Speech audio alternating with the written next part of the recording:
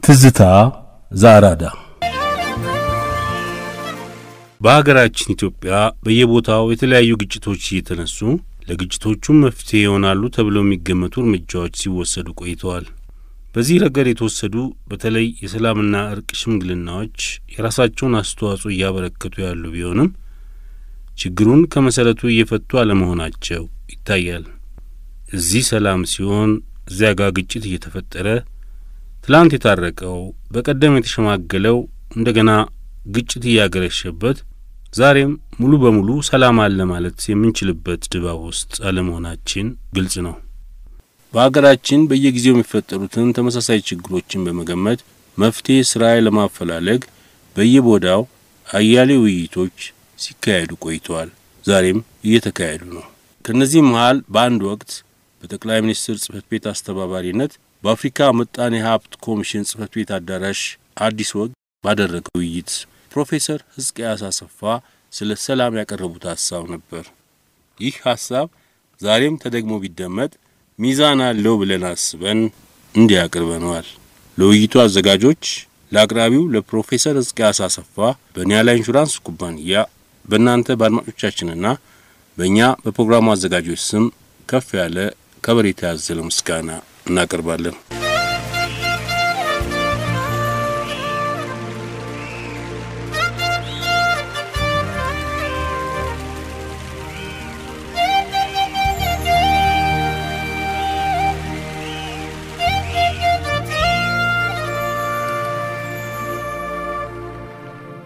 እንግዲህ ንግግሬን ለመክፈት ያህል ስለ ሰላም መባል የሚገባው ሁሉ በግልም በአደባባይም ተብሏል። አዲስ ነገር ለመጨመር በጣም አስቸጋሪ ነው። እንግዲህ ይህንን ግብዣ የተቀበልኩበት ምክንያት ምናልባት አንዳንድ ወሳኝና ቁልፍ የሆኑ ጽንሰ ሐሳቦችን መድገምና ማስታወስ ጠቃሚ ሊሆን ይችላል በሚል እምነት ነው። ሁለተኛ፣ ሁላችን እንደምናየው ርዕሱ በጣም ሰፊ ነው፣ ግን ያለን ጊዜ በጣም አጭር ነው። ስለዚህ የትኛውን አንስቶ የትኛውን ለመተው በጣም አስቸጋሪ ነው። በዚህ ፕሬዘንቴሽን ያለኝ ዓላማ መነሳት የሚገባቸውን ሁሉ ለማንሳት ሳይሆን ለውይይት መንደርደሪያ ሊሆኑ የሚችሉ አንዳንድ ሰፊ ሐሳቦችን ለመወርወርና የተቀሩትን እድል ከፈቀደ በውይይት ጊዜ ለማንሳት ወይ የቀረቡትን በሚገባ ለማብራራት ነው። ሁላችንም እንደምናውቀው የሰላምና የእርቅን ውይይት ጥቂት አስቸጋሪ የሚያደርገው ሰላምና እርቅ የሚሉት ቃሎች ተራ ቃሎች ስለሆኑ ሁሉም ሰው በቃሎቹ ስር የተደበቁትን ጽንሰ ሐሳቦች ሁላችንም እናውቃቸዋለን፣ ከዛም አልፎ እንስማማባቸዋለን የሚል እሳቤ ወይም አሰምሽን ስላለ ነው። ነገር ግን የምንጠቀምባቸው ቃላት ተመሳሳይ ይሆኑ እንጂ የምንሰጣቸው ትርጉሞች ተመሳሳይ ላይሆኑ ይችላሉ። እንዲያውም የአንዱ የሰላም ሁኔታ ነው ብሎ የሚቆጥረው ለሌላው የጦርነት ሁኔታ ሆኖ ሊታየው ይችላል። ለምሳሌ ለአንዱ ወገን ረባሽ ሰውን ኃይል ተጠቅሞ ዝም ማሰኘት የሰላም ማስከበር ስራ ሲመስለው፣ ዝም እንዲሰኝ ለተገደደው ወገን ከሰላም ይልቅ ጦርነት፣ የአምባገነንነት፣ የጉልበተኛ ስራ ሆኖ ሊታየው ይችላል። አሁን በአገራችን ተጨባጭ ሁኔታ አንዱ አከራካሪ ሆኖ የቀረበው ጥያቄ ይህ ነው። ለአንዱ ወገን መብቴንና ሰላሜን አስጠብቅበታለሁ የሚልበት መንገድ፣ ለሌላው ደግሞ ሰላም የጎደለው በአመጽ የተሞላ መንገድ ሆኖ ሊታየው ይችላል። ለአንዱ አንድነት የሚለው ሐሳብ ሰላማዊ የግጭት መፍትሄ ሲሆን፣ ለሌላው ደግሞ እንዲያውም የግጭት መንስኤ ሆኖ ሊታየው ይችላል። ያም ሆኖ በተለይ ዘላቂ ሰላም የሚለውን ጽንሰ ሐሳብ ስንመለከትና ስንመረምር ዘላቂ ሰላም በሚባለው ሁኔታ ውስጥ የተደበቁ እሴቶች እንዳሉና እነሱንም ትንሽ ገለጥ አድርገን በመነጋገር መጀመሩ ሊጠቅም ይችላል ብዬ እገምታለሁ። የመጀመሪያው ሰላም ብጥብጥ፣ ረብሻ፣ ግድያ፣ መፈናቀል፣ አመጽና ወንጀለኛነት ባሉበት ሁኔታዎች ሊሰፍን አይችልም። ስለዚህ ሰላምን ለመፍጠር አንዳንድ ጊዜ እነዚህን ብጥብጦች ለማቆም ተመጣጣኝና ህጋዊ ኃይል መጠቀም ሊያስፈልግ ይችላል። አሁን በተለያዩ ቦታዎች የሚሰማው የህግ የበላይነት ይከበር የሚለው ጩኸት ከዚህ አይነት የሰላም ግንዛቤ የመነጨ ይመስላል። እርግጥም ነው በአንድ ሀገር ውስጥ በእንግሊዝኛ ሞኖፖሊ ኦፍ ቫዮለንስ የምንለው ማለት በኃይል የማስገደድ የብቸኛ መብት የመንግስት ነው። ይህንን ጥሰው ግለሰቦችና ቡድኖች ኃይልን ተጠቅመው ሌላ ወገን ላይ ፍላጎታቸውን ለመጫን ሲሞክሩ ወይም ጉዳት ሲያደርሱ ይህንን ማቆም የሰላም ስራ ነው።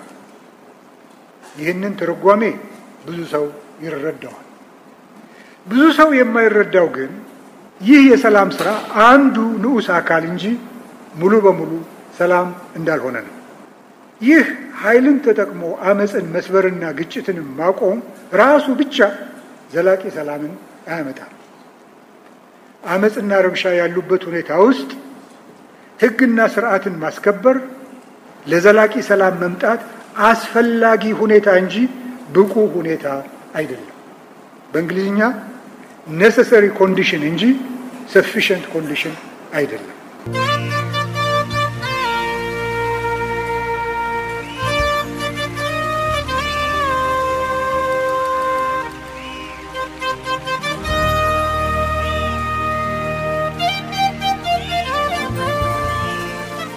ሰላም ዘላቂ እንዲሆን ከተፈለገ ምን መደረግ አለበት ብለን ስንጠይቅ ብዙ ሰው የማይገነዘባቸው ጽንሰ ሐሳቦችና ሐሳቢዎች ብቅ ይላሉ። የመጀመሪያው ሰላም ማለት ብጥብጥን፣ አመፅን፣ ረብሻን፣ ግጭትን ከማቆም አልፎ በግጭቱ ስር ላሉት ችግሮች ዘላቂ መፍትሄ ማግኘት ነው የሚለው ነጥብ ነው። ይህን ሐሳብ ትንሽ በተን አድርገን ስንመለከተው ወደሚከተሉት ግንዛቤዎች ይመራናል። አንድ፣ ግጭት ከሰማይ አይወርድም። ግጭት ከመሬት አይፈላም። ግጭት በሰዎች መካከል የሚፈጠረው በሰዎቹ ግንኙነት ውስጥ መልስ ወይም መፍትሄ የሚፈልጉ ችግሮች ስላሉ ነው። አለዚያ አንድ ሰው የአእምሮ ጤና የጎደለው ካልሆነ በቀር ከመሬት ተነስቶ ከሌላ ጋር አይጣላም። ስለዚህ ሰላም ማለት ይህንን ከስር ያለ ችግር ፈልፍሎ አውጥቶ ለእነዚያ ችግሮች ዘላቂ መፍትሄ መፈለግ የሚለው ሐሳብ። ይህ ድምዳሜ ወደ ሁለት ትምህርታዊ ወደ ሆኑ ግንዛቤዎች ይወስደናል። አንደኛው ግጭት ከሌሎች ጋር ባለን ግንኙነቶች ወይም ዝምድና መሻሻል አለበት ወይም መፍትሄ ማግኘት የሚገባው ችግር እንዳለ ጠቋሚ እድል ነው። ለውጥ፣ እድገት፣ መበልጸግ የሚመጣው እንደዚህ አይነቱ መሻሻል ወይም መፍትሄ ሲፈጠር ነው። ስለዚህ ግጭት በአዋቂዎችና በጠቢባን ከተያዘ የመጠላያ፣ የመገዳደያ፣ የመወዳደሚያ መንገድ ከመሆን ይልቅ የማደጊያ፣ የመሻሻያ እድል ፈጣሪ ሲሆን የሰላም ስራ ደግሞ ይህንን ተገንዝቦ መፍትሄ የማግኛዎቹን መንገድ መጥረግና ማመቻቸት ነው ማለት ነው። በሌላ አነጋገር ግጭት መፍትሄ የሚፈልግ ችግር እንጂ ሰዎች እርስ በራሳቸው የሚሸናነፉበት ትግል አይደለም። ሰላምም ማለት ከዚህ ግጭት ስር ላለው ችግር ዘላቂ መፍትሄ መፈለጊያ መንገድ ነው። ከዚያም አልፎ ብዙ ሰው የማይረዳው ግጭትን ጎጂ የሚያደርገው ግጭቱ ራሱ ሳይሆን አያያዙ ነው። ይህ ማለት ግጭት ወደድንም ጠላንም በሰዎች መካከል ሁል ጊዜ አለ ይኖራልም። ግን ግጭት በሞኞች ሲያዝ በገለባ ላይ ክብሪት መጫር ያህል ነው። ይቀጣጠላል፣ ይፋፋማል። ተፋላሚዎቹ የመጎዳዳት ፉክክር ውስጥ ይገቡና ለነሱ ብቻ ሳይሆን ለሌላም የሚተርፍ ጉዳትና ስቃይ ውስጥ ይወድቃሉ።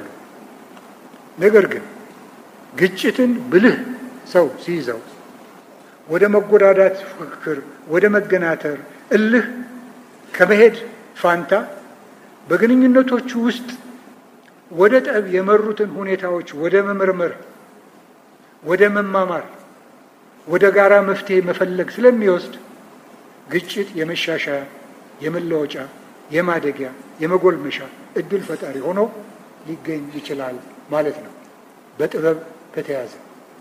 እንግዲህ በሀገራችን ውስጥ ስለ ሰላምና ግጭት ልንማረው የሚገባው ትልቁ ትምህርት አንዱ ይህ ነው። ግጭት አይቀሬ ከሆነ እንደ ህብረተሰብና እንደ ግለሰብ ግጭትን እንዴት ነው የምንይዘው?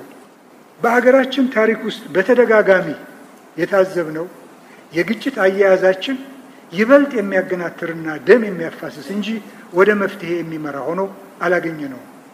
ለወደፊት በህብረተሰብ፣ በቡድን እንዲያውም በግለሰብ ደረጃ የሚያጋጥሙን ችግሮች፣ ስቃዮች ለመቀነስ የምንሻ ከሆነ ታሪካችንን ለማሻሻል የምንፈልግ ከሆነ የግጭት አያያዛችንን ስልት መቀየር ይኖርብናል።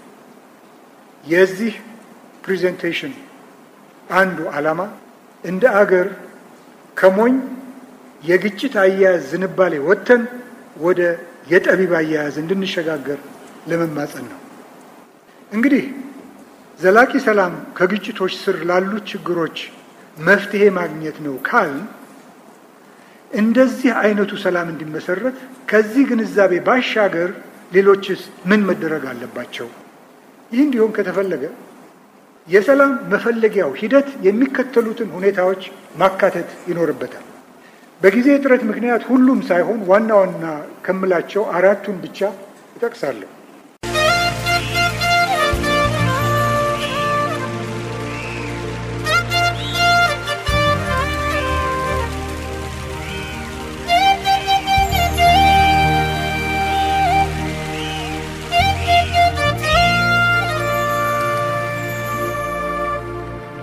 መጀመሪያ ሂደቱ ያገባናል የሚሉትን ሁሉ ወገኖች ማሳተፍ አለበት። ይህ እንግዲህ ዲሞክራሲ የምንለው ጽንሰ ሐሳብ። ሁለተኛ የሚፈለገው መፍትሄ ከላይ ለሚታዩት የችግሩ ምክንያቶች ብቻ ሳይሆን የግጭቱ ስረ ምክንያቶቹን ፈልፍሎ አውጥቶ ለነሱም መፍትሄ መፈለግ ይኖርብናል። ግጭት ብዙ ጊዜ አታላይ ነው። ከላይ ሲያዩትና ወደ ውስጥ ገብተው ሲመለከቱት የተለያዩ ገጾችን ያቀርባል። ከላይ ለሚታየው ብቻ መልስ ከሰጠን አንደኛ መልሱ ጊዜያዊ ነው የሚሆነው። ሁለተኛ አንዳንድ ጊዜ ችግሩን የምንሰጠው መልስ ያባብሰዋል እንጂ አይሽረውም። በተለይ የብሔር ግጭት አለባቸው በሚባሉ ህብረተሰቦች ውስጥ ሰዎች የሚሰጧቸው ለችግሩ መፍትሄ ናቸው ብለው የሚሰጧቸው መልሶች ችግሮቹን ከመፈወስ ይልቅ ያባብሷቸዋል። ምናልባት የእኛም ሀገር በእንደዚህ አይነት ሁኔታ ውስጥ ያለች ይመስላል። ሶስተኛ የሚፈጠረው መፍትሄ በግጭቱ ውስጥ ተሳታፊ ለሆኑት ወገኖች ሁሉ መፍትሄ መሆን አለበት። አለዚያ መፍትሄው ጊዜያዊ እንጂ ዘላቂ አይሆንም። ያ ችግሩ ያልተፈታለት ወገን አሁን ፈርቶ ወይም ተሸንፎ ዝም ቢልም ያ ወደ ግጭት የወሰደው ችግር እስካለ ድረስ ተፈጠረ የተባለው ሰላም መልሶ መበጥበጡ አይቀርም። ሰላሙ ፈርሶ እንደገና ወደ አመጽና ጦርነት ይኬዳል። ስለዚህ ዘላቂ ሰላም እንዲኖር አንዱ አሸናፊ ሌላው ተሸናፊ ሊሆን አይገባውም። ሁሉም አሸንፈናል ብለው ማመን አለባቸው። ይህም ሊሆን የሚችለው ሂደቱ በጣም ቁልፍ የሆኑ ጽንሰ ሐሳቦች ላይ የተመሰረተ ሲሆን ነው። ሁለቱን እጠቅሳለሁ። አንደኛው መግባባት የሚለው ጽንሰ ሐሳብ ነው። መግባባት ስንል ምን ማለታችን ነው? መግባባት ብዙ ምስጢሮችን የያዘ ቃል ነው። መግባባት የሚለው ቃል መግባት ከሚለው ስረ ቃል የመነጨ ነው። ቃል በቃል ስንተረጉመው መግባባት ማለት አንዱ ሌላው ሲገባና ሌላውም በመጀመሪያው ውስጥ ሲገባ ማለት ነው። በሰላም አንጻር ስንመለከተው መግባባት ማለት አንድ ሰው በሌላ ሰው ልብ ወይም መንፈስ ውስጥ ሲገባና መልካም ቦታ ሲያገኝ፣ ሌላው በመጀመሪያው ሰው ልብ ወይም መንፈስ ተመሳሳይ ቦታ ሲያገኝ እውነተኛ መግባባት ተገኘ ሊባል ይቻላል። በልብ ወይም በመንፈስ ውስጥ መልካም ቦታ ማግኘት ማለትም ሌላውን መቀበል፣ ሳይወነጅሉና ሳይኮንኑ የሌላውን ችግር በተቸገረው ሰው ዓይን መመልከት፣ የሚሰማውንም ስሜት እንዲሰማን ልብንና አእምሮን መክፈት ማለት ነው። የመግባባት መሳሪያ ጥልቅ መደማመጥ ነው። ይህም ማለት የምንደማመጠው በጆሮ ብቻ ሳይሆን በልብና በመንፈስ ሲሆን ነው። የሚያስደንቀው እንደዚህ አይነቱ መደማመጥ ራሱ ብቻ ብዙ ግጭት ካስከተለው ስቃይ ትልቅ ፈውስ ያመጣል። ይህንን በስራዬና በህይወት ተሞክሮዬ አይቼዋለሁ። አሁን በአገራችን ደረጃ እንደዚህ ያለ መደማመጥና መግባባት ያስፈልገናል። እንግዲህ ብሔራዊ መግባባት የምንለው ይህንን ሊሆን ይችላል። እንዴት እንደማመጣለን? መደማመጥ አንደኛ ኤክስፒሪየንስ ይጠይቃል። በአንድ ጊዜ በፊት ጠላት ሆነን ነገ ጓደኞች መሆን አንችልም። ኤክስፒሪየንስ ይጠይቃል የምለው አሁን እዚህ ቁጭ ብለን መነጋገራችን ራሱ አንድ እንደዚህ አይነት ፎረም መኖሩ ለመደማመጥ አንድ ትልቅ ኢምፖርታንት ነው። ሁለት ስንናገር ብዙ ኮንስትሬንት አለን። ብዙ ጊዜ ይህንን ስል የሚያስከትልብኝ ጉዳት ምንድን ነው? ስለዚህ አሁን ብቆጠብ ይሻላል የሚባል ፍርሃት አለን። ባህላችን ውስጥ ትልቅ ማነቆ ነው ይሄ። ያለ ፍርሃት ለመናገር መቻል፣ ከተናገርንም በኋላ ደግሞ እንዲህ ብለሃል ተብሎ ቅጣት የሚመጣ ከሆነ የመደማመጥ ኤክስፒሪየንስ እዛ ላይ ነው የሚቀጨው። ከስህተት ለመማር ስህተተኛም ነገር ብንናገር ለዚያ ኮንሲኩዌንስ መጥፎ ኮንሲኩዌንስ ከሌለው በሚቀጥለው ጊዜ ይበልጥ እንበረታታለን። ስለዚህ መደማመጥ ሂደት ነው፣ በአንድ ጊዜ ሊሆን አይችልም። ቅድመ ሁኔታዎች አሉት። አነጋጋሪን ይጠይቃል፣ በራሱ ሊሆን አይችልም።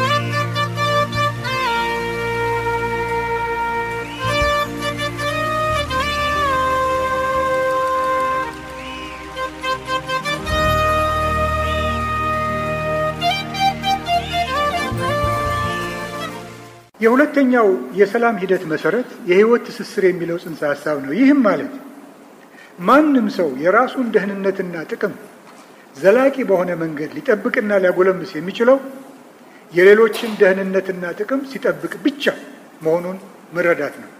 ይህም ማለት የኔ ጥቅም የሚመጣው ወይም የሚጠበቀው በሌሎች መጎዳትና መጎሳቆል ከሆነ ውሎ አድሮ የተጎዱት፣ የተዋረዱት፣ የተጎሳቆሉት የኔን ጥቅም ለመጉዳትና ለማጥፋት መንገድ እንደሚፈልጉ ጥርጥር የለውም።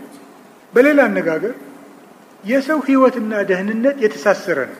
ስለዚህ ሁላችን የምንፈልገው የግል ደህንነት የሚጎለምሰው ለሌሎች ደህንነትና ጥቅም መጎልመሻ መንገድ ሲከፍት መሆኑን ይህ መሰረተ ሐሳብ ያመለክትልናል። የዚህም ጽንሰ ሐሳብ አንዱ መገለጫ ሰጥቶ መቀበል የሚለው መርህ ነው። ይህም ማለት ሰጥተን ስንቀበል ነው ማግኘታችን ዘላቂ የሚሆነው። መከበርን የምናገኘው ሌላውን ስናከብር ነው። ፍቅርን የምናገኘው ፍቅርን ስንሰጥ ነው። ጸጥታን የምናገኘው ሌሎችን ስንረብሽ ሳይሆን ጸጥታን ስንሰጥ ነው። በተመሳሳይም ኃይላችንና ብልጽግናችንም በዘላቂ ሁኔታ የሚገነባው ለሌሎች የኃይል ማግኘትና መበልጸግ መሳሪያ ሲሆን ነው። ይህ ነው የሰጥቶ መቀበል እንቆቅልሽ። ፍቅር ስንሰጥ ያ የሰጠነው ሰው በፍቅር ካልመለሰልን፣ በጎ ስናደርግ በበጎ ካልመለሰልን እንዴት የሰጥቶ መቀበል የሚለው ፕሪንሲፕል ይሰራል? ብዙ ጊዜ ሰጥቶ መቀበል ስንል የራስህን ጥቅም የራስህን ዓላማ ጣል ማለት አይደለም። እሱ ከሆነ ወደ ሰማዕትነት ወደ ስለዚህ ዓለም ኑሮ የማይጨነቁ ሰዎች የሚያደርጉት ነው እንጂ እንደኛ የመሰለ ተራ ሰው ሊያደርገው አይችልም። የራስህን ጥቅም ከዘነጋህ ልትኖር አትችልም። የራስህን ጥቅም ማስጠበቅ አለብህ። ትልቁ ጥያቄ የራስህን ጥቅም ስታስከብር ሌላውንም ጥቀም። ያንተ መጠቀም ለሌላውም መጠቀሚያ መንገድ ይክፈት። ይሄ ነው ትልቁ ሚስጥር። አለዚያ እኔ ብቻ ተጠቅሜ ሌላው የሚጎዳ ከሆነ ለጊዜው ይመስለናል እንጂ ውሎ አድሮ ያ የተጎዳው የኔን ጥቅም ከማላላት፣ የኔን ጥቅም ከማድከም፣ የኔን ጥቅም ከመውሰድ አይቆምም። ይህን ነው ደግሞ ብዙ ጊዜ ሰዎች የማንረዳው። በተለይ ስልጣን በዚህ በኩል በጣም ተፈታታኝ ነው። በጣም ተፈታታኝ ነው። አንድ ጊዜ ስልጣን ላይ ቁጭ ካል ስልጣኔን ብዙ ጊዜ የማካብተው ሌሎችን ስልጣነ ቢስ በማድረግ ነው። ከሌሎች ስልጣን እየወሰድኩ ከሌሎች ኃይል እየወሰድኩ እነሱን በማድከም እኔ የገነንኩ ይመስለኛል።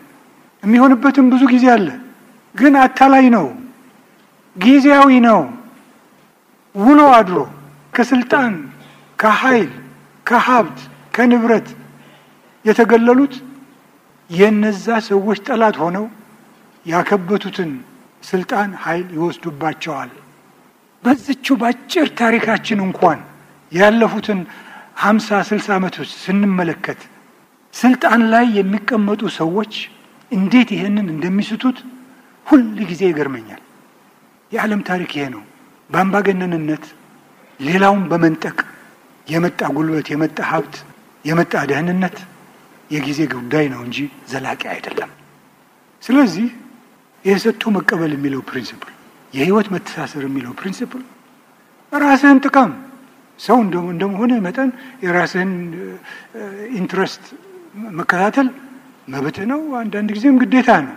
ግን ከራስህ ወጣ ብለህ አስብ። ለራስህ ስትል የሌሎችንም ሰዎች ጥቅም አስብ። በነገራችን ላይ ዘላቂ ሰላም ማለት ይሄ ነው። የግል ሰላም፣ የአገር ሰላም፣ የህብረተሰብ ሰላም፣ እርስ በርሳችን የምንጠቃቀምበት፣ የኔ ደህንነት ለሌላው ደህንነት ምክንያት ሲሆን፣ የኔ መበልጸግ ለሌላው መበልጸግ መንገድ ሲከፍት፣ እኔ ስልጣንና ኃይል ሲኖረኝ ሌላውም እንዲሁ ስልጣንና ኃይል ሲሰማው፣ የዚያን ጊዜ ቋሚ ዘላቂ የሆነ ህብረተሰብ ሰላም መገንባት እንችላለን። ይሄ ነው ፕሪንሲፕሉ እንጂ ራስህን ተው አይልም። ግን አትስገብገብ ነው። ልብ ብለን የተመለከትነው ከሆነ ሰጥቶ መቀበል በሰዎች መካከል የማንኛውም ትርጉም ያለውና የበሰለ የግንኙነትና የዝምድና መገለጫ ከመሆኑም በላይ እንዲያውም የተፈጥሮ ህግ ነው ለማለት ይቻላል። እንግዲህ በዚህ ግንዛቤ መሰረት ዘላቂ ሰላም ማለት በሰዎች መካከል በህይወት መተሳሰርና በሰጥቶ መቀበል ላይ የተገነቡ ግንኙነቶችን መፍጠርና ማጎልመስ ነው። በአገር ደረጃ ስንመለከተው ዘላቂ ሰላም ማለት በህይወት መተሳሰርና ሰጥቶ መቀበል ላይ የተመሰረቱ የፖለቲካ፣ የኢኮኖሚና የማህበራዊ ኑሮ ስርዓቶችን መፍጠር ማለት ነው። የሰላም ግንባታ ማለትም በሰዎች መካከል እንደዚህ እርስ በርስ የሚያከባብር፣ የሚያጠቃቅም፣ አንዱ ለሌላው የእድገት ምንጭ የሚሆንበትን አስተሳሰቦች፣ ዝንባሌዎችና ርዕዮተ ዓለሞች ማስተማርና መኮትኮት፣ ተፈጻሚ እንዲሆኑ የሚረዱ የአሰራር ዘዴዎችን፣ ሂደቶችን፣ ስርዓቶችን፣ መዋቅሮችን መፍጠርና ማጎልመስ ነው።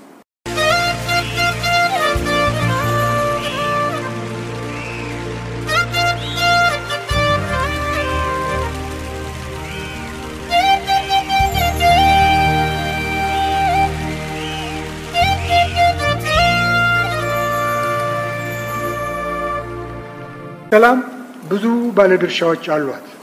አሁን ሁሉን መጥቀስ ስለማይቻል የሶስቱን ብቻ እጠቁማለሁ። የመንግስትን፣ የምሁራንን እና የሃይማኖት መሪዎችን። የመንግስትን ሚና ሁሉም ስለሚያውቀው ብዙ መናገር አይጠይቅም። እንዲያው ለብዙ ሰዎች ሰላም የመንግስት ብቻ ስራ ይመስላቸዋል። ይህ አስተያየት ሙሉ በሙሉ ትክክል ባይሆንም እርግጥ መንግስት ታላቅና ወሳኝ ሚና አለው። በመጀመሪያ ደረጃ ህግና ስርዓትን ማስከበር፣ ከዚያም የፖለቲካ የኢኮኖሚ መዋቅሮቹን ቀደም ብለን የጠቀስናቸውን የሰላም እሴቶች እንዲያንጸባርቁ አድርጎ ማዋቀርና መምራት ዋናው ነው። ስለ ልሂቃንና ምሁራን ሚና ለመናገር በተለይ እዚህ አዳራሽ ከተሰበሰብነው ሰዎች ብዙዎቻችን ምሁራን ነን የሚል ጭምጭምታ ስለሰማሁ የምሁሮች ሚና ላይ ጥቂት ለማተኮር እፈልጋለሁ። እስካሁን ካቀረብኩት እንደተመለከታችሁት በአንድ ህብረተሰብ ውስጥ ለሰላም ያለው ግንዛቤና ዝንባሌ በህብረተሰቡ ዘንድ ከሚታየው ንቃተ ህሊና ጋር ይዛመዳል። እንደ ግለሰብና ማህበረሰብ በስነ ልቦና እያደግንና እየጎለመስን ስንሄድ ከላይ የጠቀስናቸው የሰላም እሴቶች ከህይወታችን ጋር ይዋሃዳሉ።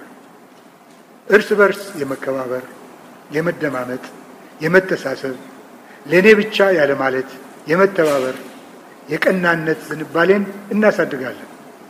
እነዚህ ከንቃተ ህሊና ማደግ ጋር ግንኙነት አላቸው። የንቃተ ህሊና ማደግ አንዱ መሰረቱ ህይወት የተሳሰረች መሆኗን መረዳትና በዚህ ርዕዮተ ዓለም ላይ የተገነቡ ዝምድናዎችን መፍጠር ነው። አንቺ፣ አንተ ለኔ ታስፈልጉኛላችሁ፣ እኔም አስፈልጋችኋለሁ። ይህ ነው ትልቁን ስዕል ማየትና ማሳየት መቻል። እነዚህን ርዕዮተ ዓለሞች ማስተማርና በምሳሌነት ማሳየት፣ ጉዞውንና መንገዱን መንደፍ የሊቃንና የምሁራን ሚና ነው።